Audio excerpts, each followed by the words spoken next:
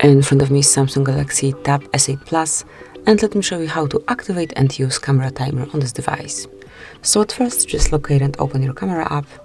Then in right upper corner, you will find settings panel and just mark on timer icon. Then pick 2, 5 or 10 seconds delay. And now you can grab a picture. With this particular delay, you will notice the countdown right here, and after that, the picture will be taken. Then to switch the timer off, just mark it again and pick this first option with no time indicator, and it's for off. And now you can grab a picture right after you click. Sorry, because I opened the video mode, just like this. And that would be all. This is it. Thank you for watching. Please subscribe our channel and leave the thumbs up.